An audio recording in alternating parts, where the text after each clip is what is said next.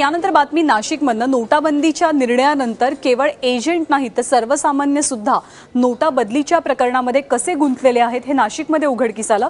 नाशिक पोलिसांनी केलेल्या कारवाईत 30 लाख रुपयांच्या नवीन नोटा जप्त झाल्यात। खासगी क्लासेस चालवणारा शिक्षक आणि मोबाईल शॉप चालवणारा दुकानदार अशा दोघांकडनं ही रक्कम ताब्यात घेण्यात आली आहे। 20 ते 25% कमिशन घेण्याच्या बदल्यात जुन्या नोटा बदलून दिल्या जात होत्या।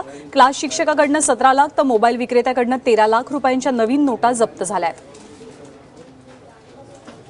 दोन वेगवेगळ्या गँग्स होत्या, त्या ज्या आरोपी आहेत त्या फोनवरून संपर्क करून 20 का 5 आणि 15 का 5 मतलब 20 आणि 25% अशा प्रकारचं कमिशन घेऊन नोटा बदलून देतात याच्याबद्दलची माहिती मिळाली होती। त्याप्रमाणे सापळा रचून या कर्मचाऱ्यांनी त्यांच्याशी संपर्क केला आणि त्यानुसार इंदिरानगर पोलीस स्टेशनच्या हद्दीमध्ये वडाळानगर या ठिकाणी 17 लाख रुपये तर सरकारवाडा पोलीस स्टेशनच्या हद्दीमध्ये 13 लाख रुपये असे वेगवेगळ्या दोन घटनांमध्ये ताब्यात घेण्यात आलेले आहेत। या नोटा त्यांच्याकडे कशा पद्धतीने आल्या याविषयी क्राईम युनिटचे अधिकारी तपास करत आहेत।